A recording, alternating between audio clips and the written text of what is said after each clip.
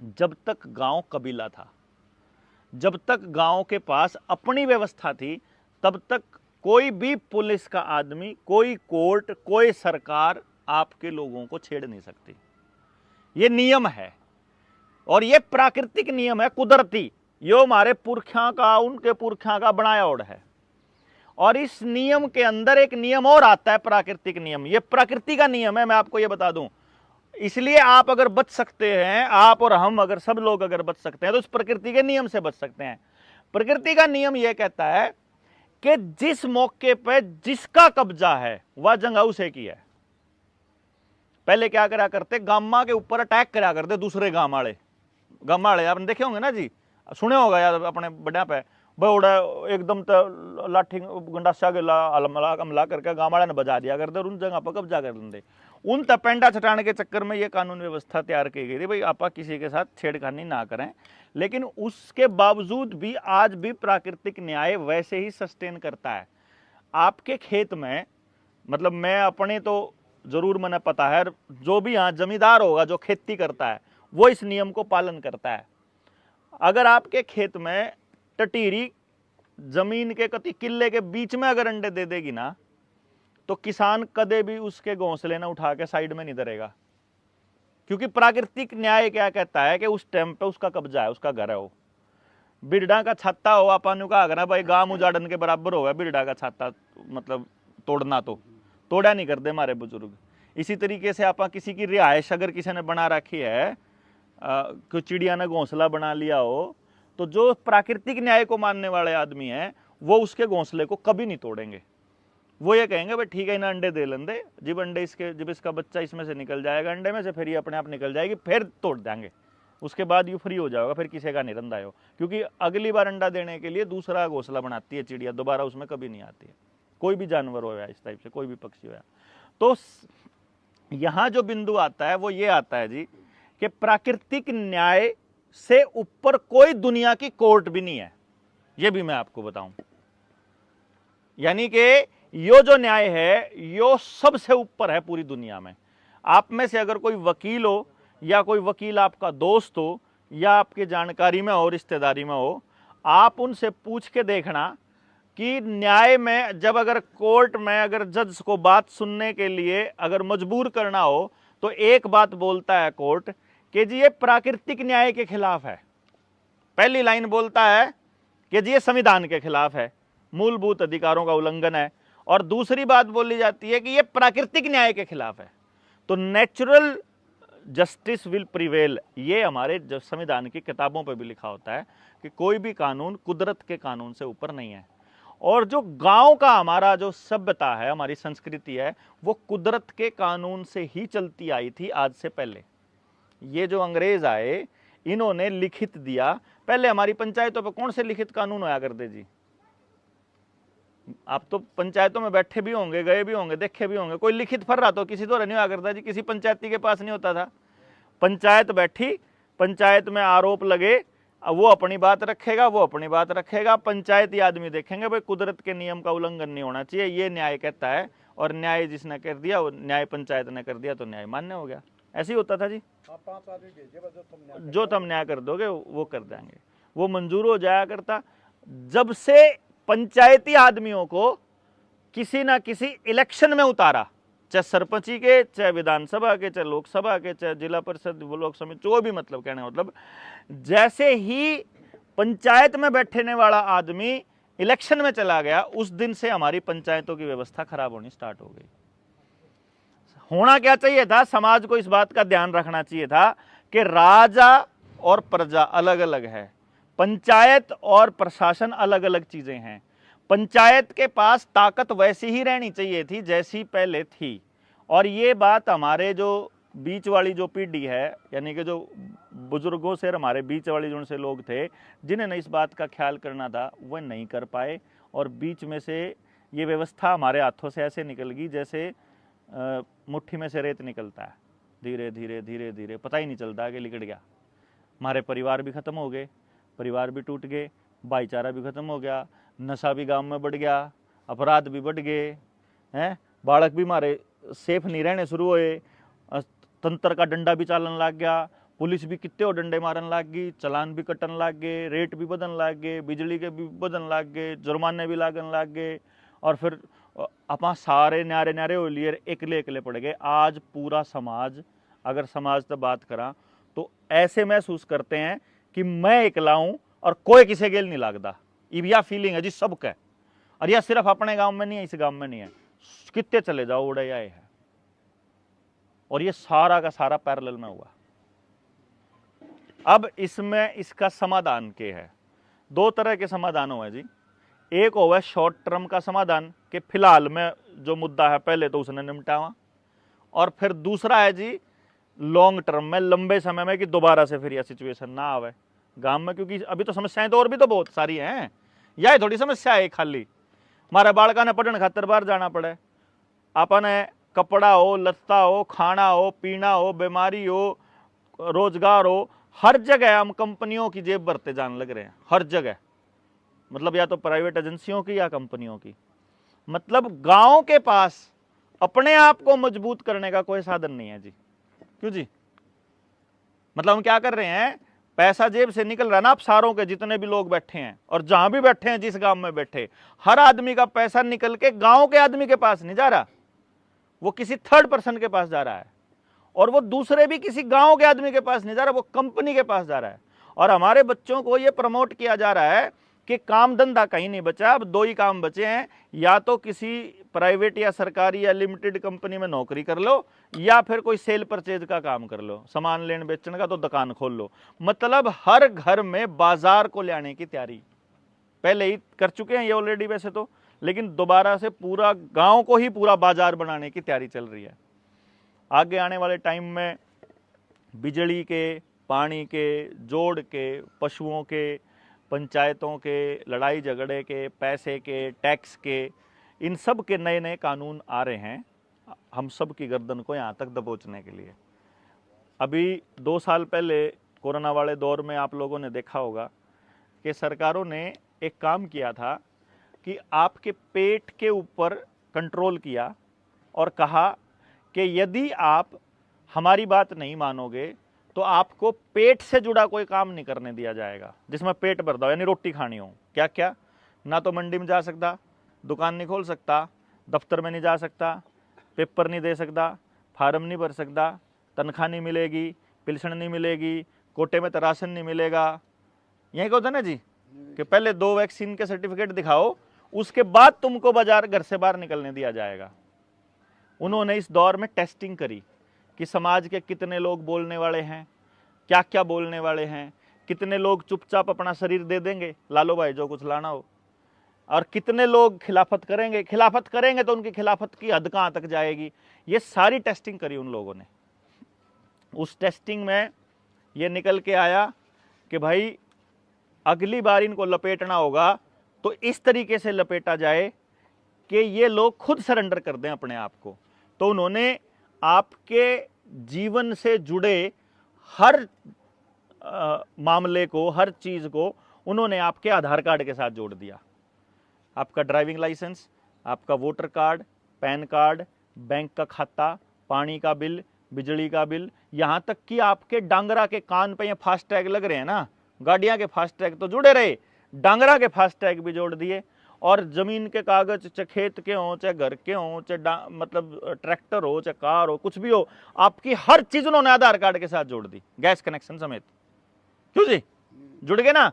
अब अगली बार जब आपको कंट्रोल करना है उन्होंने कि अगली डोज लगवा के सर्टिफिकेट दिखाओगे तो तुमको काम करने दिया जाएगा, तब उनको सिर्फ आधार कार्ड बंद करना है।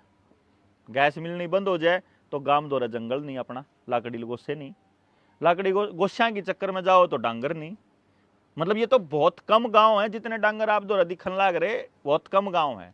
क्योंकि ये आपका थोड़ा सा गांव छोटा गांव है। बाल जैसे थोड़ा बड़ा सा होंदार हाईवे के नज़दीक होंदा ना, जैसे उस हाईवे पे चले जाओ आप, जितने गांव उसके ऊपर हैं उन्होंने हर गांव को बाजार बना दिया, दोनों तरफ दुकानें ही दुकानें।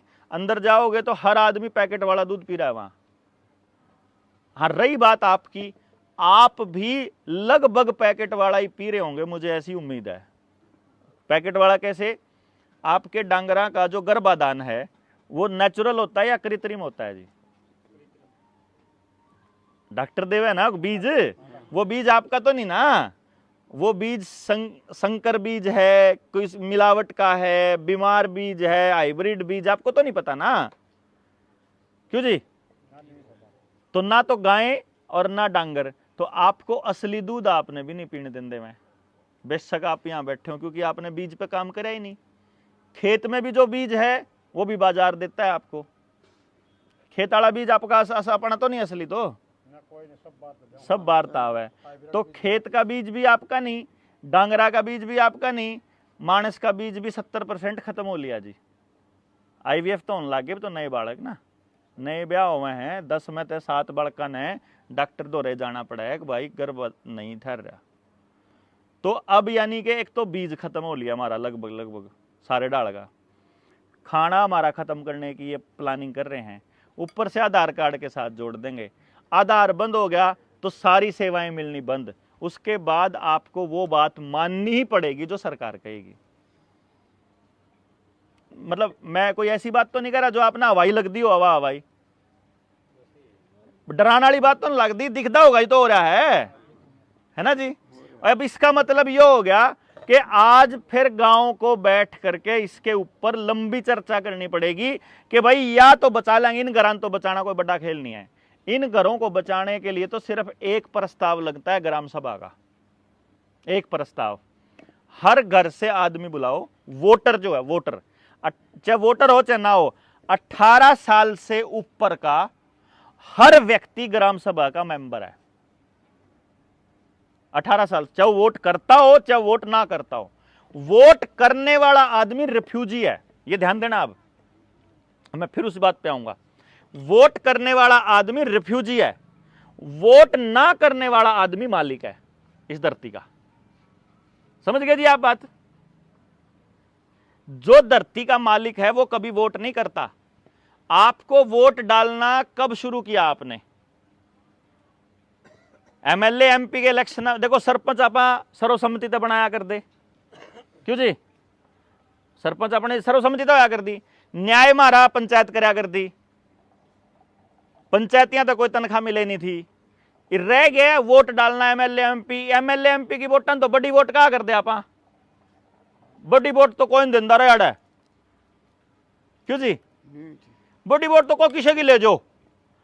फिर आड़े उस टाइम पे ये EVM मशीन कौन आई थी, तो उस टाइम पे जेपी का जब आंदोलन होया, और जेपी के आंदोलन के बाद जब सरकार गिरी, सरकार गिरने के बाद पॉलिटिकल जो उसके साथ जुड़े थे, जिसने इंदिरा गांधी की जो इमरजेंसी के अंदर खिलाफत करी थी, और वो जो लोग नेता बने थे, चाहे उसमें लालू होए, पासवान होए, मुलायम सिंह और ये उसी तरह निकले हुए लोग थे, उन्हें में तो निकले हुए लोग में तो देवीलाल भी थे।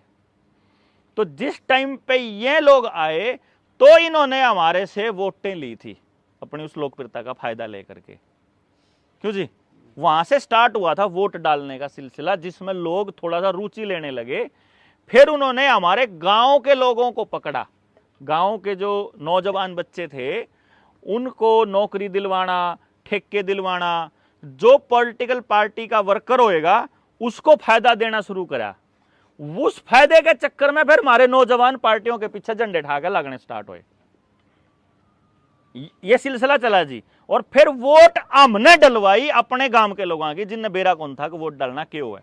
तो आज भी अगर गांव में जाओगे 80% लोगों ने न्यू कौन बेरा वोट देनी क्या तय है, देनी किस तय है, उसका मुद्दा क्या है, बन्यू बेरा पर फलाने की हवा है उन्हें दे दो, ले छुट्टी, बात खत्म।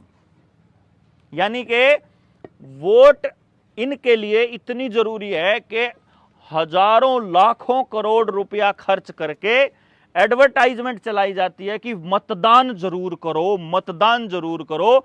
ऐसी ही एडवर्टाइजमेंट चला कर दी, जिस टाइम पे एडवर्टाइजमेंट आया कर दी टीकाकरण जरूर लगे, जब तक दवाई नहीं तब तक ढिला, क्यों जी? ऐसी इतनी ऐड होया कर दी जितनी वोटां के टाइम पे हुई। यानी जितना फायदा टिक्के ने कराया है उतना ही फायदा वोट करेंगे। समझ गए बात आप? इसका मतलब क्या है, अभी 2011 में, 2011 के अंदर क्या हुआ था, सुप्रीम कोर्ट का एक आदेश है 5 जनवरी 2011 का, हमारे पास वो आदेश पड़ा है, उसकी कॉपी किसे बांचिएंगे तो बता देंगे। जो व्यक्ति अपनी व्यवस्था को मानता है, जो मैंने गांव कबीला बोला था ना, उस शब्द पे नहीं जाना आपने, उसमें शब्द यूज कर रखा है उन्होंने आदिवासी, क्योंकि कल ना फिर कोई मन ने न्यू कह देगा अगयू तो हमने आदिवासी बनाने खातर चल रहा है, हम क्या आदिवासी बन जा। आदिवासी नहीं, वहां इंडिजीनियस पीपल की बात हो रही है। इंडिजीनियस पीपल कौन है? जिनके पुरखे यहीं पर बसते आए हैं, यानी दादा, बाप और वो बालक, अगर उसके तीनों पीढ़ी वहीं की हैं जहां पे वो बस रहा है, तो वो वहां का असली मालिक है। और जब कोई व्यक्ति अपना वोटर कार्ड बनवा लेता है, राशन कार्ड बनवा लेता है, सरकार से फायदा लेना शुरू करता है, चाहे 5 किलो राशन ले हो, चाहे वो बुढ़ापा पेंशन ले हो, चाहे वो विधवा पेंशन ले हो, चाहे वो बड़का के फ्री में टिक्के लगवाओ, सरकार तय इतना सा भी फायदा जोड़ लेवा है, वो रिफ्यूजी है। क्योंकि लेने वाला आदमी या तो नौकर होगा या बाहर का होगा, जो उस जगह का मालिक होगा वो लेगा नहीं बल्कि देगा। इसीलिए हमारे गांव के अंदर परंपरा थी हमेशा देने की। हमारे बड़े बुजुर्ग ने कहा करते अपना हाथ न्यू रखना है बेटा, कदे न्यू नहीं रखना। लेकिन आंगनबाड़ी आई और फिर 50-50 किलियां के जमींदारा की लुगाई भी गोदी में पोता, रात में कटोरा ठाकर चाल पड़ी। क्यों जी? तो मतलब हमारे लोगों के अंदर ये फ्री में लेने की जो आदत डाली, इससे हम लोग असल में अपनी जगह के मालिक होते हुए भी रिफ्यूजी हो गए। तो अब अगर आपको वापस अपनी व्यवस्था पे आना है, इसका अभी तो देखो मैं नहीं कहूंगा कि आज जे कर दियो यू काम जो मैं अगला कह रहा हूं, ये सरकार से लेने वाली हर सुविधा को खत्म करना पड़ेगा अपने को, कि हम तुमसे कोई सुविधा नहीं लेंगे भाई, हम अपना गांव अपने आप बसा लेंगे, हम अपने गांव में अपने आप रह लेंगे। क्योंकि आज इन्होंने इस टीवी के माध्यम से, सोशल मीडिया के माध्यम से, पॉलिटिक्स के माध्यम से, बाजार के माध्यम से, और जो कुछ घाघ लोग हैं बिजनेस वाले करने वाले, उनके माध्यम से हमारे समाज को आज तोड़ दिया इन्होंने। आज समाज टूटा पड़ा है, बिखरा पड़ा है।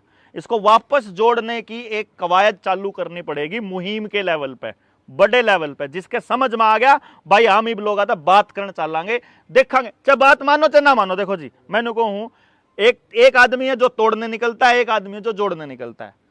तो ये बापा ने देखना है कि आप जोड़न निकला कि तोड़ने निकला, तो कोई ना कोई इन लोगों को वापस जोड़ने निकले कि भाई आप जोड़ांगे, ऐसी व्यवस्था बनावांगे कि आप गांव ने खाली कर करके इन कंपनियों को ना दें, बल्कि ऐसी व्यवस्था बनावें कि हम जो कमाएं वो हमारे आपस में ही बटे, ताकि हमारा गांव समृद्ध हो, ना कि बार बाजार।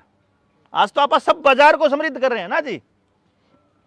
ये तो काम है लॉन्ग टर्म में करने का। अभी फिलहाल में जो आपको अगर अपने घर बचाने के लिए जो काम करना है, वो सबसे बड़ा काम है ग्राम सभा का। ग्राम सभा आज भी इस देश के अंदर सबसे बड़ी ताकत है, आज भी। इसीलिए आपको बिल्कुल चिंता करने की आवश्यकता नहीं है। किसी के भी ऑर्डर आ जाओ, सुप्रीम कोर्ट के भी ऑर्डर आ जाओगे, उससे भी ऊपर ताकत है ग्राम सभा की, अगर ग्राम सभा है तो। और ग्राम सभा हर गांव में बिना कहे है, बिना कहे है, मतलब उसके लिए ना सरपंच चाहिए, ना डीसी चाहिए, ना कोई कलेक्टर चाहिए, कुछ नहीं चाहिए, गांव के मानस चाहिए बस। यानी गांव के मानस ही ग्राम सभा है। और ना उस ग्राम सभा का कोई अध्यक्ष होता। उस ग्राम सभा का अध्यक्ष क्यों आ रहा है? आज ग्राम सभा की मीटिंग है, उस दिन ग्राम सभा का अध्यक्ष कोई भी ईमानदार आदमी बना दोगे, वो ही होगा उस दिन का अध्यक्ष। जरूरी नहीं है कि अगली बार का भी वो ही होगा, अगली बार आप जिसने चाहो उसने बना दो। यानी कि जो 18 साल से ऊपर का व्यक्ति है आपके गांव में, वो ग्राम सभा का मेंबर है ऑटोमेटिक, बिना कुछ कहे। दूसरी बात, ग्राम सभा के यानी जितने आपके गांव में 18 साल तक ऊपर के लोग हैं, मान लेते हैं 500 लोग हैं, मैं एक एग्जाम्पल दूं, 500 लोग हैं, 500 का 70% बनता है 350। 350 मानस जो कह देंगे सुप्रीम कोर्ट के जज को भी मानना पड़ेगा। 70% आदमी जिस ग्राम सभा के साइन करके कोई भी प्रस्ताव पास कर देंगे, वो कानून माना जाएगा। ये नियम है आज भी अपने संविधान में। ठीक है जी, तो मेरे ख्याल से समाधान हो गया। हो जाएगा इतने में, तो इतने कमीण कौन पांदे, 1.5 से 5.5 में तो 1.5 कमीण कौन पावा गांव में, 2 या 4 पाऊंगे। जो साप्ते काम का नाश करने की राय चल रहा पाए, ठीक है ना। 2 या 4 पावे हैं। ग्राम सभा की मीटिंग बुलाओ, हर घर के आदमी ने न्योता दो, मीटिंग में बैठ के चर्चा करो कि भाई यह समस्या है और अपन इसका समाधान करना है और यो अपना प्रस्ताव पास करना है। प्रस्ताव पास करके डीसी तक पकड़ाना है, अपने आप संभालेगा। जिस तक देना होगा जज तक देना है, सरपंच देना, किसी देना, यो पकड़, इस तक ऊपर कुछ नहीं फैसला इसमें गांव का। और उसकी कॉपी तो अपने पास रहेगी, वो तो है ही, सिंपल सी बात है, ठीक है। और पंचायती आदमी, किसान नेता और मारी जब भी जरूरत पड़ेगी गांव राम ने हम खड़े पाओगे जी। जो आपने फैसला करना है, मतलब मेन्यू कह ही नहीं रहा है कि क्या फैसला करना है, 3 महीने में, ठीक है। और वो मैं आपको एक बात बताऊं, आपके साथ इतना बड़ा छलावा हो रहा है, आपने न्यू भी नहीं पता होगा कि आपके ग्राम सभा की मीटिंग हर तीसरे महीने होने लग रही, कंपलसरी है। उसमें वो साइन करके और सरपंच अपने आप साइन कर आ गए और अपने आप भेज दे। इसमें डॉक्टर साहब एक चीज और है, तो गांव है पंचायत के अंदर, हाँ, तो उसमें ग्राम सभा तो एक ही होगी ना, गांव की होवे ग्राम सभा, पंचायत की नहीं। तो अगर 2 गांव आते हैं तो 2 ग्राम सभा बनेंगी। तो अपने गांव की समस्या आप कर दो, उनके किए उनमें कर देंगे, जिस भी गांव की हो वो कर देगी। मतलब उसके लिए दोनों गांव इकट्ठे करने जरूरी नहीं है, ये आपकी है। किसी कितने का हो, कोई भी हो, ग्राम सभा और ग्राम पंचायत अलग अलग है। हाँ बिल्कुल, ग्राम सभा देखो, ग्राम पंचायत है प्रतिनिधि, यानी कि पंचायत क्या है, ग्राम पंचायत क्या है कि इन 2 गाड़ा ने एक मेंबर बना के भेज दिया, वो उन 2 गाड़ा की तरफ से अपनी बात रखने वाला प्रतिनिधि है। और फिर पूरे गांव ने अपनी बात रखने के लिए एक सरपंच बना दिया, वो हमारी बात रखने का प्रतिनिधि है। वो प्रतिनिधि है, वो नौकर है, क्योंकि वो सैलरी लेता है, वो बनाया हुआ है। मालिक हम हैं, मालिक ग्राम सभा है, मालिक वोटर है। अगर आपने वोट दिया है तो भी मालिक आप हो, और अगर आपने वोट नहीं दिया फिर तो आप पक्के मालिक हो। मतलब अगर आपने वोट नहीं दिया है और आप रिजेक्ट कर देते हो कि मैं अपनी तरफ से किसी को भी कोई निर्णय लेने का हक नहीं देता। वोट देने का मतलब क्या है, जो पीपल रिप्रेजेंटेटिव एक्ट है, उसके अंदर क्या लिखा हुआ है कि जो आदमी वोट कर देता है, वोट करने के बाद उसने जिस व्यक्ति को वोट किया है वो निर्णय लेने की ताकत उस व्यक्ति को दे देता है। यानी आपने वोट दे दिया, अगर वो हार गया तो उसके पास निर्णय लेने की ताकत नहीं है, और यदि वो जीत गया तो अब वो मनमाने ढंग से निर्णय लेगा। फिर वो आपसे पूछेगा नहीं निर्णय लेने के लिए, आपने दे दिया, आपने कदे वापस लेने के लिए कोई कागज से कार्रवाई करी नहीं। जैसे अगर आपका नेता आपकी बात नहीं सुनता है तो आपने कभी चिट्ठी लिखी नहीं कि मैंने जो तेरे को ताकत दी थी मेरी वापस कर, मैंने तुझे ताकत दी थी ये काम करने की, मेरे को वापस चाहिए अपनी ताकत, मैं नहीं देता तेरे को अब अपने तरफ से निर्णय लेने की। वो उल जलूल निर्णय लेते रहते हैं, उल जलूल कानून बनाते रहते हैं, और हमारे ऊपर उनको जबरदस्ती थोपा जाता है, क्योंकि गांव राम ने बेरा ही को नहीं कि वो मालिक है, गांव ने पता ही को नहीं कि मारदा पूछे बिना वो निर्णय ले नहीं सकता। लेकिन कागजी कार्रवाई पूरी करते हैं वो। मैं आपको बताता हूं कागजी कार्रवाई कैसे करते हैं। मान लो उनको गांव से लेकर कोई निर्णय लेना है, गांव से संबंधित, तो कागजी कार्रवाई ये होती है कि जो बिल वहां रखा जाएगा सदन के पटल के ऊपर, उस बिल को वो अपने एमपी को अपनी इधर देंगे, अगर विधानसभा में तो अपने एमएलए को देंगे, और एमएलए फिर क्या करेगा, जिससे संबंधित वो कानून बनना है उन लोगों को वो बिल की कॉपी भेजेगा, और उनसे कोई ऑब्जेक्शन होगा तो वो ऑब्जेक्शन लेगा। भाई गाम राम अगर खुश है तो यो कानून बनना चाहिए, जब गाम न्यू का है कि इसमें यो बदलाव करो तो फिर वो बदलाव उनको करना पड़ेगा, ऐसा वो कानून बनाते हैं। तो उसके बाद फिर उसके ऊपर बहस होती है, जो उसमें सुधार जो गांव से जाएगा सुधार के इसमें यो सुधार करो, वो सुधार करने के बाद जो वो बिल बनेगा फिर उस पर बहस होगी, फिर उस पर वोटिंग होएगी, और फिर वो पास होकर फिर कानून बनेगा जब राष्ट्रपति के साइन हो जाएंगे। अगर सदन की बात है, विधानसभा के तो यहाँ इसके हाँ राज्यपाल के साइन होंगे, क्योंकि वो राष्ट्रपति का रिप्रेजेंटेटिव है। तो यहाँ तो ये सब चीजें आती नहीं ना अपने पास। तो जहाँ पाए 1 मिनट से पहले हम न्यू कह दें कि यो कानून बनने से पहले हमारे से पूछा ही नहीं गया था और हम इस कानून को मानने से इनकार करते हैं। अगर ग्राम सभा ये लिख के दे देगी कि हमसे पूछा नहीं गया था इस कानून को बनाने से पहले और ये कानून हम पर लागू नहीं होता है, यकीन मानिए वो कानून आप पर लागू नहीं होता है। और आप खड़े को नहीं होंगे ना, क्यों अपन है तो अपन तो अलग अलग पार्ट दिए। अगर आप इकट्ठे हो गए तो आपने बताने खातर कोई ना कोई आ जाओगा हमारे वर्गा और बता देगा, तो आपने पता लग जाएगा कि असली ताकत तुम्हारे हाथ में ही है। कोई सरपंच नहीं, कोई डीसी नहीं, कोई एसपी नहीं, कुछ नहीं, किसी की औकात नहीं है। अगर गांव की ग्राम सभा के पास जो इकट्ठा होने का एक कोई निर्णय लेने की कोई ताकत है तो आपकी ग्राम सभा आपके पास है, आप उसका निर्णय लेकर के आप पास करके उसको सारा के साइन कर दो। जो उस हैं वो फिर 90 100 में तो 90 है, तो फिर आपने कौन कोई मतलब है को नहीं। फिर तो जितने यहाँ अपना पड़े रहोगे जो खिलाफत में है। और उसके बाद देखो एक और बात है, एक बार तो 90 कर देंगे, उसके बाद गांव में फिर एक प्रक्रिया चलेगी, जैसे हर चुनाव के बाद होया करे ना, हाँ तने मारता वोट दी थी, तने न्यू करा था, ये जरूरत पड़ेगी तो उस दौरा जावांगे, हाँ और जाले उनकी गेले और कर ले साइन ग्राम सभा के उस पर, फिर वो भी तो चलेगा। उससे बचने के लिए आपको अपनी फ्यूचर की व्यवस्था पे काम करना पड़ेगा। अगर गांव या करके और फ्री हो जाएगा तो फिर बच नहीं पाएंगे जी, फिर आएंगे घूम फिर के जी। मान लो न्यू देख लेंगे भाई इस पीढ़ी ने पता लग गया ग्राम सभा की ताकत है, अगली पीढ़ी ने रगड़ने आ जाएंगे। वो क्या करेंगे, अगली पीढ़ी को तो आप खुद ही कह रहे हो ना भाई यहाँ गांव में कुछ नहीं रखा रेत में, तू तो जाके शहर में नौकरी कर, शहर में पढ़, शहर में नौकरी कर। वो शहर में रहने लग रहा, उन्हें गांव की जमीन तक कुछ लेना देना है नहीं, वही तो चाहिए उनको, क्यों जी। तो आपकी बात देख लेंगे, कोई बात नहीं भाई, ये 10-15 साल ये इस गांव वाले थोड़े से खड़े हुए थे, ये 10-15 साल में मर लेंगे, इतना किसी और गांव की देगा, वो बतेरे गांव है जो आपस में लड़ने लग रहे हैं। वो तो चारों तरफ से जाल बिछा रखा उन्होंने, उनके तो जोन मुर्गा फंस जाए उन्हें काट ले हमें, तो बड़ा बढ़िया खेल है उनका। एक बात और है, हाँ जी, अब जो मेट्रो जो आपने बताया था कि गांव में मतलब भाई अवैध कब्जा मान रखा है, हाँ हाँ, और ये नोटिस दे रखा है। अब नोटिस में मेरे ख्याल थोड़ा टाइम रह रहे हो, हाँ 9-10 दिन रह रहे हैं। हाँ, तो ईब हमने मतलब ये ग्राम सभा की पंचायत करके उसमें मतलब एप्लीकेशन लिख करके और उसको ऊपर दस्तखत करवा करके तुरंत देनी चाहिए। हाँ, नोटिस में उन्होंने क्या कह रखा कि मकान खाली करो, हाँ भैया ये अवैध कब्जा है, ठीक है।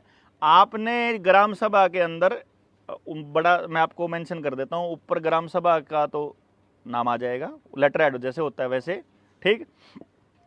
मीटिंग की तारीख आ जाएगी, आज दिनांक फलानी एंड फलानी तारीख को ग्राम सभा की मीटिंग हुई, जिसमें लगभग डैश लगा देना, उस पर इतने आदमियों ने, इतने सदस्यों ने उसमें भाग लिया। उसके ग्राम सभा की इस मीटिंग के मुख्य बिंदु क्या रहे।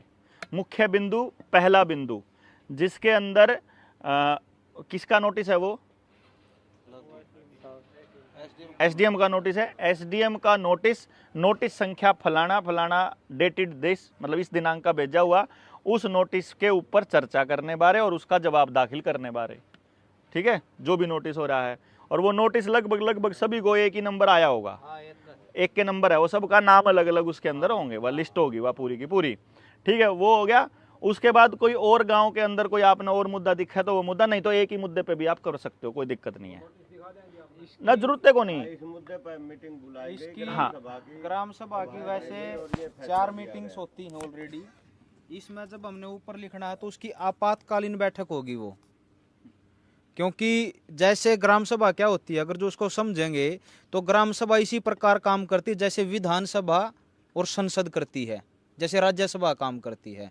अब आपने देखा होगा कि जब कोई भी कानून उन्होंने बनाना होता है, जैसे इस कोरोना काल के दौर में चला कि उस टाइम पे अगर कोई कानून उन्होंने पास कराना था तो उन्होंने आपातकाल बैठक बुलाई थी, विशेष सत्र बुलाते हैं। इसी प्रकार आप भी अपनी ग्राम सभा का विशेष सत्र बुलाओगे और वही ताकत है ग्राम सभा के पास जो उनके पास है। मेंशन करोगे उसमें, और वही आप लिख के दोगे कि मेरा गांव अपनी ग्राम सभा का होगा, उसमें ये मुद्दा है और इतने लोगों ने इसमें प्रतिभागी ली, और आप लिख के दे दोगे। इसको संबंधित विभाग को भी भेज सकते हो आप, जिसके पास से लेटर आया है उसके पास भी भेज दो। हाँ, उसमें उसमें ये करके कि ये जो नोटिस है, इस नोटिस के अंदर घर खाली करने का ये नोटिस आया हुआ है, और इस नोटिस के जवाब में गांव से चर्चा के बाद में निम्नलिखित फैसले किए गए। फैसला नंबर 1, जो व्यक्ति प्राकृतिक न्याय के हिसाब से जो व्यक्ति अपने पुरखों की ज़मीन पर या पुराने अपनी पहली पीढ़ी से रह रहा है, वहाँ उसका कब्जा है, उसका कब्जा वहीं पर रहने दिया जाए और उसको जैसे यथास्थिति रहने दिया जाए, रिहाइश को, उसका कोई मकान ना तोड़ा जाए। ठीक। नंबर 2, दूसरा, यदि किसी प्रकार से, पहली बात यह है कि लाल डोरा तोड़ना ही इनका ये षड्यंत्र था। लाल डोरा जो तोड़ा था ना, आपको ये मालूम है कि आपके गांव की सामूहिक जमीन तो होगी थोड़ी बहुत, स्कूल की, अस्पताल की, वो जमीन अब सरकार ने अपने नाम कर ली। पता है आपने यह बात? नहीं पता ना?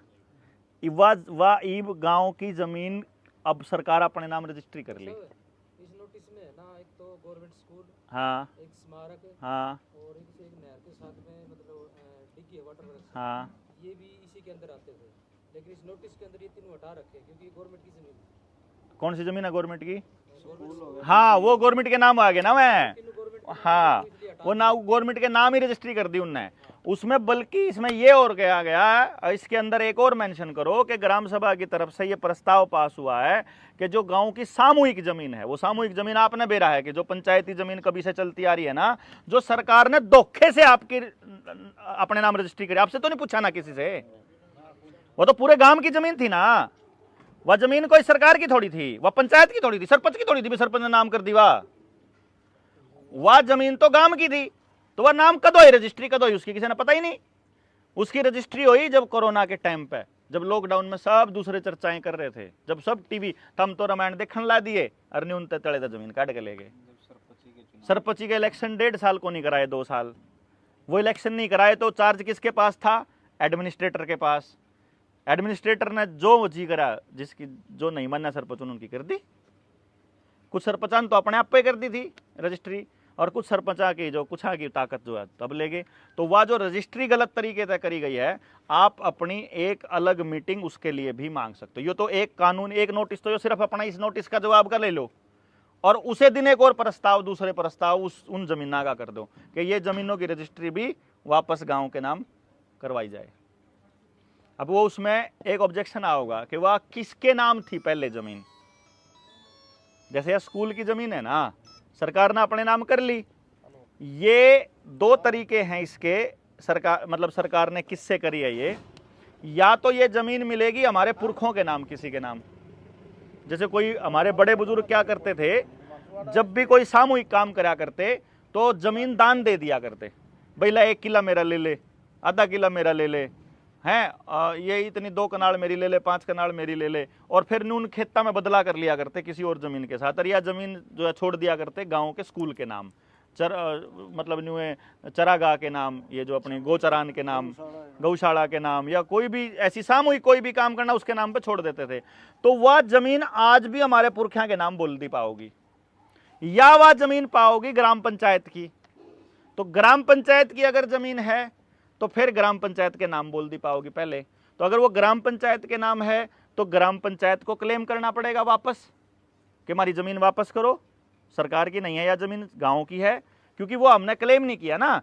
उस टाइम पे जब लाल डोरा बना था तो उन्होंने बड़ा खेल खेला, उन्होंने अपने लैंड वाले जो लैंड बैंक वाला कानून था उसमें क्या कर दिया कि गांव की जिस जमीन को कोई भी क्लेम नहीं करेगा वह सरकार की है। तो आपने स्कूल की जमीन क्लेम में नहीं करी किसी ने, ना सरपंच ने करी, ना ग्राम सभा ने करी। तो ग्राम सभा अब अपनी जमीन क्लेम कर रही है कि यह जमीन जो है वापस जिसके नाम थी उसके नाम पर रजिस्ट्री करवाई जाए और ये वापस गांव को दी जाए, क्योंकि ये गांव की जमीन है, और वो रिकॉर्ड में रखा जाए, अपनी अगली पीढ़ी को इन निर्णयों में, इन फैसलों में शामिल किया जाए। तो अगली पीढ़ी तो भूल जाएगी नहीं तो कि गाम राम में क्या हो रहा है। और जब आप अगली पीढ़ी को इन फैसलों में शामिल करोगे तो आने वाले टाइम में आप बचा पाएंगे गाँव को। अगर आप अगली पीढ़ी को शामिल नहीं कर पाए तो फिर कुछ नहीं है। हमने तो अपनी अगली पीढ़ी को डांगरा में शामिल करना बंद कर दिया, खेत में शामिल करना बंद कर दिया, पंचायतों में शामिल करना बंद कर दिया, झगड़ों में शामिल करना बंद कर दिया, आंदोलनों में शामिल करना बंद कर दिया। सीखेंगे क्या अगली पीढ़ी?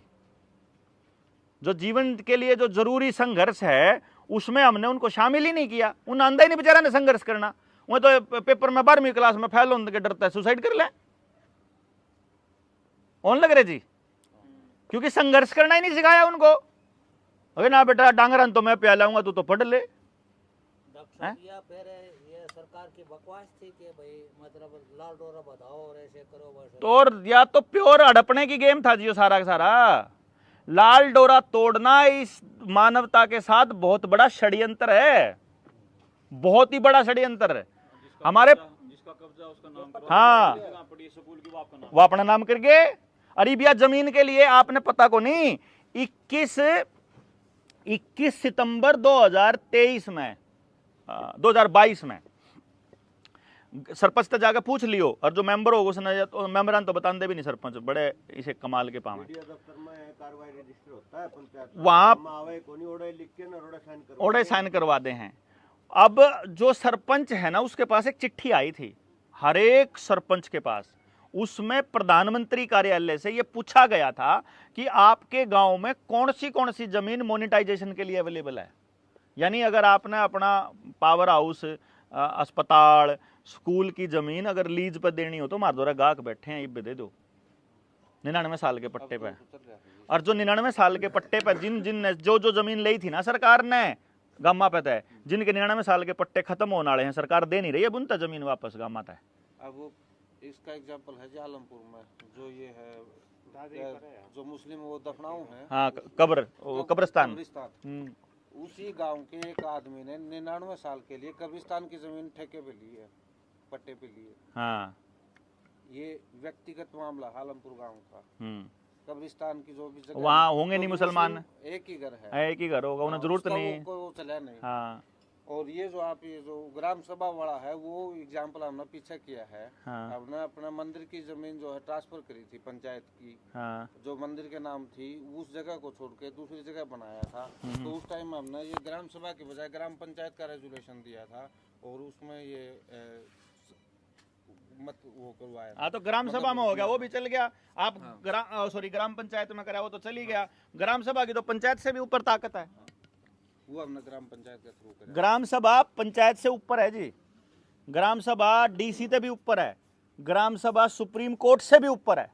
आपने देखा होगा हाई कोर्ट में फैसले चल रहे हो और जब उस फैसले में दोनों पार्टी एफिडेविट दे देती हैं कि भाई 2 बार दोनों पक्षों का समझौता हो गया है, चाहे कत्ल कर रखा हो, सजा नहीं दे सकती सर कोई भी कोर्ट। देखा होगा ना जी, कोर्ट की कोई औकात नहीं है पंचायत के आगे, कोर्ट की कोई औकात नहीं है। पंचायत सबसे बड़ी ताकत है आज भी अपने देश के अंदर और दुनिया में हर जगह जहां भी लोग आपस में इकट्ठा होकर हम कैसे रहना चाहते हैं अगर वैसे तय कर लेते हैं तो गांव उन लोगों की ताकत से आगे कोई नहीं ताकत है। तो इसलिए जो सामूहिक जमीन है या भी अपने नाम, हम एक यात्रा कर रहे हैं जी जनता सरकार मोर्चा वाले 29 तारीख से पूरे हरियाणा में घूमने की एक प्लान है साइकिल पे, और उस यात्रा का पर्पज यही है कि जिस गांव में पंचायत ने अपने नाम जमीन कर रखी है वह जमीन वापस पंचायत के नाम करवाई जाओ। सारे गांव का मुहिम उठावांगे हम या सबका ही। ये डाल डोरा जो तोड़ेगा, जो षड्यंत्र रचा था, इसका पूरा पर्दाफाश करेंगे। बेरे को नहीं बेचारा ना गाँव वाला नहीं कि तारी तो तुम तो लूट लिए सारे के सारे, था तो सारी जमीन जा चुकी, जो करोड़ों की जमीन है। गांव की सबसे गजब की जगह पे स्कूल है, स्कूल, अस्पताल, जोड़, चौपाल, मंदिर, जितनी भी सामूहिक जमीन है आपकी जो भी है, चाहे पावर हाउस हो, चाहे वाटर वर्क्स हो, चाहे डग्गी हो, चाहे टूंटी हो, चाहे नाली हो, चाहे कुछ भी बना रखा हो, मतलब जो गांव ने पार्क छोड़ दी थोड़ी बहुत जगह वह भी सारी वो सब कर गए। कारीमोद में है जी सबसे बड़ा एग्जांपल है। कारीमोद, हाँ, हाँ थोड़ा की साम्राज्य थी वो तो, हाँ वो उस टाइम पे वो कब्जा करे थी जब वो रैली हुई थी। हाँ, वो बचाई फिर वापस वह गांव के लोगों ने, लेकिन वो कब्जा इब रोक क्या है जी। अच्छा जी, हमारा गांव का जैसे जोड़ है इसमें मत्स्य पालन के लिए उसे करते हैं। हाँ सरपंच कई बार दावा कर दे कि यो इसने पंचायत में जो ग्राम सभा का बगैर यो भी नहीं दे सकता। नहीं दे सकते जी, ग्राम सभा ने कह दिया तो कह दिया बस। जो भी जितनी भी ग्रांटें जो पास होती हैं वो ग्रांटें भी ग्राम सभा के भी जो हर 3 महीने में जो ग्राम सभा की बैठक दिखाई जाती है, उस रेजुलेशन में पास करके दी जाती ग्राम सभा की रेजुलेशन दिखाई जाती है, कोई भी काम आपके यहाँ लगाना होता है, कोई भी पैसा, यानी ग्राम सभा ही मालिक है। मतलब गांव में हम छोटा मोटा काम जो गांव का काम है उसमें यूज ले लेते हैं इस पैसे को। हाँ तो ले सकते हैं। इस पर दावा करता है कि इस पैसे को मेरे को देता हूँ। नहीं जी नहीं, ग्राम को अभी तो यही तो लड़ाई लड़नी आने वाले टाइम में, गांव ने अपनी स्वायत्तता की। आप एक चीज देखो, गांव अभी भी हमारे देश के अंदर लगभग 60-65% आबादी अभी भी गांव में बसती है। 55 तो मतलब आधे से ज्यादा तो बसा ही है कहने का मतलब। और जो टैक्स का जो कलेक्शन है, क्योंकि अपना जो शहर का आदमी था फालतू खर्चा गांव का आदमी करा है, अपनी दवाइयां पे, खेत में जो डालना हाँ पा, बीजा पे, ट्रैक्टर पे, तेल पे, डीजल पे, डांगरा पे, हेल्थ पे, अपने बड़का की शिक्षा पे, ल्याण जान पे है सारी चीजें, मतलब हर चीज पे आप खर्चा करा। तो जो जीएसटी का कलेक्शन है इस देश के अंदर 70 से 80% कलेक्शन गांव से हो रहा है इस टाइम पे। 70 से 80% जो बड़े जो इंडस्ट्री है ना, जो जिन्हें नुका है कि टैक्स देते हैं, अडानी हमारे देश में सबसे कम टैक्स देने वाला इंडस्ट्रियलिस्ट है, जीएसटी देने वाला, क्योंकि उनके पास तो स्कीम है उद्योगपतियों के पास तो कि जीएसटी उनको वापस मिल जाता है। जीएसटी के मतलब आदमी से लेते ही जब नीचे जब आखिरी आदमी खरीद लेगा तो वापस मिलते मिलते उन्हें तो वापस मिल जाएगा, कंपनी को तो वापस मिल जाएगा। जो लूटेगा वो आखिरी आदमी लूटेगा, और आखिरी आदमी बस रहा है आज भी गाँव में। हम लास्ट आदमी है मतलब गाँव के अंदर, इससे आगे तो अपन पे कोई नहीं खरीद रहा ना भाई। दुकानदार तक जो गांव का दुकानदार है उससे आगे आपा खरीदते हैं, मारता आगे कोई नहीं खरीदता कुछ भी। तो मतलब हम आखिरी लोग हैं, तो सारी जो लुटाई है वो आखिरी आदमी की हो रही है। तो 80% टैक्स दे रहा है गांव का आदमी, 70 से 80। और जो विकास के लिए, विकास के नाम पर जो ग्रांट मिलती है ऊपर से, वो 80% मिलती है शहर को। तो वहां कार्य होंगे शहर में, यानी हमारे से पैसा लेकर के टैक्स का और शहर को दिया जा रहा है, यानी गांव को खोखला किया जा रहा है। आप ऐसे समझ लो, सरकार भी खोखला करने पे लगी पड़ी है, रही सही कसर फिर आपा काट दिया। हम भी अपने बालका ने प्राइवेट स्कूल में पढ़ाएंगे, प्राइवेट अस्पताल में भेजेंगे, प्राइवेट काम करावाएंगे, गाड़ी पेट्रोल डीजल ये सब आप खर्च करा, तो हम अपने गांव के ऊपर काम करते नहीं है, तो गांव खोखले हो जाएंगे धीरे धीरे ऐसे करके। तो आप सबसे ज्यादा टैक्स देने वाले लोग हैं जो गांव के लोग हैं। अगर ये लोग ये निर्णय कर लें कि हम बीज बाजार से नहीं लेकर आएंगे, हमारे पे देसी बीज पे काम करने वाले लोग हैं, हम रसायन बाजार से नहीं लाएंगे, बिना रसायन के 100% गारंटी के साथ फुल पैदावार होगी, जितनी पैदावार पहले होया करती उसकी गारंटी है, मतलब वो भी सिखाएंगे आपको, अपनी खेती बिना रसायन के कर लो। उसके बाद हेल्थ के लिए आपको अगर शरीर का ज्ञान हो जाएगा कि शरीर कैसे काम करता है, तो आपको दवाइयां लेने की आवश्यकता नहीं पड़ेगी आपके शरीर के लिए, यानी आपको डॉक्टरों पे बेहिसाब पैसा खर्च करने की जरूरत नहीं पड़ेगी। हमने कोई बीमा नहीं चाहिए किसी भी किस्म का, बीमे पे एक पैसा खर्च करने की जरूरत नहीं है। अगर गांव अपनी व्यवस्था इस तरीके की कर ले, भाई गांव में ना तो किसी बालक ना अनाथ रहने देवांगे, है जी, वो तो पहले हम कराया करते जी, कोई बालक अनाथ थोड़ी हुआ करता, कोई विधवा थोड़ी होती बच्ची, हमारे यहाँ तो व्यवस्था थी पहले से ही। हमने सिर्फ इतना सोचना है कि हमने अकेला नहीं छोड़ना किसी को भी, और इस तरह की व्यवस्था पे जब अपन काम करने लगेंगे तो जो पैसा और जो धन है, जो असली धन है, श्रम धन, सेहत, टाइम, पैसा, पशु, धातु मतलब सोना चांदी लोहा, पशुधन भी है और श्रम धन भी, अगर ये वापस गांव में ही लगना स्टार्ट हो जाए ना गांव के लोगों का, तो गांव अपने आप समृद्ध होने स्टार्ट हो जाएंगे। तो बेसिकली आप ये काम जो आप कह रहे हो कि सरपंच को ना दे, सरपंच उस पर जो क्लेम कर रहा है, हम आने वाले टाइम में अगर गांव जागरूक हो गए तो टैक्स कलेक्शन भी बंद हो जाएगा सरकारों का। टैक्स कलेक्शन बंद होते ही उनकी गर्दन अपने आप मतलब हमारे हाथ में आ जाती है। उनको ताकत कहाँ से मिलती है? पुलिस वालों से। जो पुलिस वालों के ऊपर जो पुलिस को, फौज को और जिन सीआरपीएफ को तनख्वाह देते हैं वो किससे देते हैं? इसी टैक्स के पैसे से देते हैं। वो पहले उन पर देने नहीं दिन, पुलिस वाले थे ही नहीं, थाने में कड़े पुलिस वाले आया करते, टैक्स नीले में थे तो तनख्वाह देने को नहीं आया करती, थोड़ी तनख्वाह दिया करते, तो जुर्म हमारे ऊपर जो है लट कम बरसा कर दे, थोड़े लट कोई बरसा दे किसी और टाइम। तो यो है जी, आप अपनी जमीन को क्लेम कर लोगे, जब आप अपनी जमीन ही क्लेम कर लोगे बस जोड़गा तो खेल रह गया। जब आपने इतना ही पता लग गया कि ताकत आपके पास ही है सबसे ज्यादा, सारा गांव इकट्ठा रहोगे, इकट्ठा रहने की व्यवस्था बनानी पड़ेगी लेकिन आपने, क्योंकि अगर सिर्फ जरूरी है ये, क्योंकि अगर आपने एक निर्णय के चक्कर में इकट्ठा रहने का एक निर्णय ले लिया, अगले निर्णय में फिर इकट्ठा वो कैसे तोड़ने हैं इसका षड्यंत्र चालू हो जाएगा। फिर आगे ऐसा गेम आ जाएगा कि आपको तोड़ा जाए किसी ना किसी बहाने से। उससे बचने का एक ही रास्ता है कि इकट्ठे सर्वाइवल का रास्ता, कि हमने इकट्ठा रहना ही है, हम वो व्यवस्था ही ऐसी बनानी है कि हम एक दूसरे के बिना रह ही ना पावा। जुगर पहले कुम्हार आपा लिया करते, ई बापा के लिया कैंपर लिया, प्लास्टिक के मग के लिया, जग, मतलब लुहार और कुम्हार, इनके बिना तो घर हो ही नहीं सकता जी। ये मार तो रह रहे हैं नहीं रहे, बताओ। इस पर पूरी लंबी व्यवस्था, लंबी चर्चा है। तो हम ये कह रहे थे कि जो यात्रा हम करांगे उसमें अगर गाम राम की तरफ से इधर से भी अगर जो मेन रोड के ऊपर वहाँ मतलब और गामा ने भी इकट्ठा करके उड़े इकट्ठे हों वहाँ किसी जगह पे, किसी गांव में या किसी टोल पे अगर यहाँ रात्रि ठहरा होगा बने, तो आप लोगों को निमंत्रण भी है, आप आइएगा वहाँ।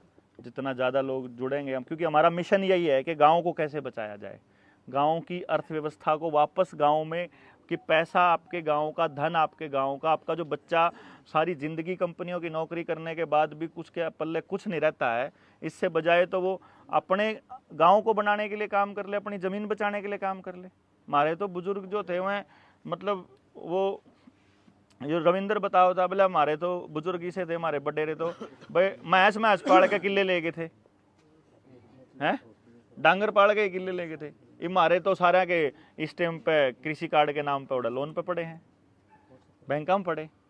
तो जो बैंक वाले जालते भी मुक्त करावांगे जी। अपने पास पूरा एक तंत्र तैयार होने लग रहा है जिसमें गांव का एक भी आदमी कर्जदार नहीं छोड़ा जाएगा। दूसरा तंत्र इसके अंदर ये है हमारा कि हम एक ऐसी शिक्षण व्यवस्था पे भी काम कर रहे हैं जिसमें गांव का एक भी बालक बेरोजगार नहीं रहेगा। ऐसी शिक्षण व्यवस्था अगर आपके गांव के स्कूल में ही हो जाए कि गांव के बच्चे की पढ़ाई उसको तैयार करना और वापस गांव में इस्तेमाल करना गांव में ही हो जाए, फिर क्या जरूरत जा रही है जी। 50,000 रुपये में गुड़गांव में मैं किराए पे मकान लेकर 50,000 रुपये में गुड़गांव नौकरी करने से बेटर है कि 10,000 रुपये में अपने गांव में कर ले। शुद्ध हवा मिलेगी, कड़ी प्रदूषण नहीं फैलाना, कोई गंदगी नहीं, कोई दारू नहीं, कोई नशा नहीं, उस तक पेंडा छुट के अपने बालक बच सका। तो इस पे काम करांगे जी। आप सारे लोग इस पे अपनी ग्राम सभा वाली मीटिंग पे तो काम कर ही दो। आपका 10 दिन का टाइम रह रहा है, ग्राम सभा की मीटिंग आपकी 3 दिन में हो सके, 2 दिन में, 1 दिन में गाँव वाला बुला के डेट दे दो और उस दिन सारे इकट्ठे कर लो। बेशक चाहे आप SDM ने निमंत्रण भी दे दो, भाई हम उस दिन मीटिंग कराएंगे, आ जा, तो ना आना हो तो, नहीं आना हो तो नहीं, तो या तो फैक्ट्री नोटिस निकाल सके या कोई काम का आदमी ग्राम सभा बुलाओ। ना कोई जरूरत नहीं है जी। ग्राम सभा ग्राम की है, उसके सेक्रेटरी के अंडर नहीं आती, वो सेक्रेटरी ग्राम सभा के अंडर आता है, सरपंच ग्राम सभा के अंडर आता है। किसी से परमिशन लेने की जरूरत नहीं है और कोई मालक नहीं होता। उसकी सबसे बड़ी खासियत यह है कि उसका कोई मालक, गांव के 70% लोग जो चाहते हैं वही होगा। तो मेरे ख्याल से 70 तो ऊपर आपका आंकड़ा है ही है, बस 70 का 90 तो फिर को मतलब है को नहीं है जी। तो अपना प्रस्ताव पास करके जारी कर दो जी, छुट्टी, बात खत्म। ठीक है जी, बहुत बहुत धन्यवाद आप सबका। दूसरा जो बिंदु डिस्कस करने के लिए आज आपके बीच आए थे ना, वो मसला था शायद गांव को जो घर टूटने वाला जो मुद्दा था उस पर। और ये सिर्फ आप लोगों के साथ नहीं हो रहा है, मैं आपको इसके बारे में आपको बता दूं, पूरे देश के अंदर ये हो रहा है। मतलब कहीं किसी को ये लगता हो कि भाई ये मसला सिर्फ हमारे इस गांव का है, तो फिर वो थोड़ा सा अपने सोच को और अपनी रिसर्च का दायरा बढ़ाओगे तो आपको मालूम पड़ेगा कि किसी ना किसी गांव में किसी ना किसी व्यक्ति के साथ ऐसा चल रहा है। ये हर जगह पे पैरेलल में जो व्यवस्था अभी बैद जी बता रहे थे और आपको पहले भी बताई होगी, जो भी व्यवस्था चलती है ये हमेशा पैरेलल में चलती है। कभी भी ऐसा नहीं होता कि भाई यहीं चल रही है, यही समस्या है और फिर आगे जाके कोई दूसरी आवा है। बिल्कुल पैरेलल में, जैसे जंगल बड़ा होता है ना, एकदम से इकट्ठा हुआ है सारा का सारा, ऐसे। तो ये एक तरह से समस्याओं का जाल है जो पूरे गांव को चारों तरफ से घेर रहा है। इसका असली मकसद क्या है, पहले तो ये समझना बड़ा जरूरी है। अगर आपको ये बात समझ में आ जाएगी तो आपको लड़ाई भी समझ में आ जाएगी। हमारा जो 6th शेड्यूल है संविधान का, उस 6th शेड्यूल में किसी भी कम्युनिटी को, किसी भी समाज को पूर्ण ताकत मिली हुई है। और षड्यंत्र के तहत इन्होंने क्या करा, सरकार में बैठे लोगों ने, कि 6 शेड्यूल में एक शब्द डाल दिया, आदिवासी। आदिवासी शब्द डाल दिया और उससे हम लोगों को आदिवासियों से अलग कर दिया। हम लोग जब अपने बारे में बात किया करते हैं तो हम अपने बारे में बात करते हैं हम गांव कबीले के आदमी। सुना है जी आप लोगों ने, इधर यूज हुआ कभी ये शब्द गांव कबीला? है सुना ना? गांव कबीला यूज होता है गांव के लिए, क्योंकि गांव का जो स्ट्रक्चर है वो क्या है कि गांव के पास अपना एक जंगल होगा, गांव के पास अपना एक तालाब होगा या पीने के पानी का कोई भी स्रोत होगा, एक कुआं होगा जिसमें मतलब तालाब होगा हमारे डंगरों के लिए और कपड़े धोने के लिए, जो सामूहिक पूरे गांव का जरूरत की चीज़ है, और जो पीने का पानी है वो कुएं से मिलेगा। अनाज हमारा अपना होगा, बीज हमारे अपने होंगे, डांगर हमारे अपने होंगे, दूध खाना पीना हमारा अपना होगा, और हमारी न्याय प्रणाली भी हमारी अपनी होगी।